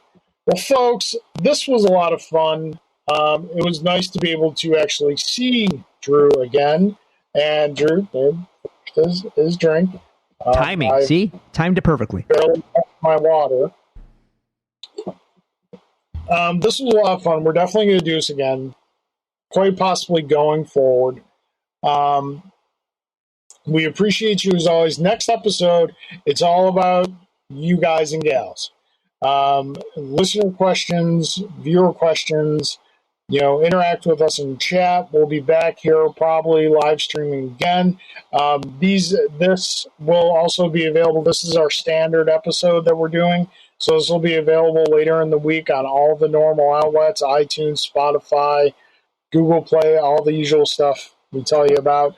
In the meantime, we want to thank you very much for joining us. If you would like to reach out to us and communicate with us, you can do so at the following social media locations. You can follow us on Twitter at DevilsDoPod.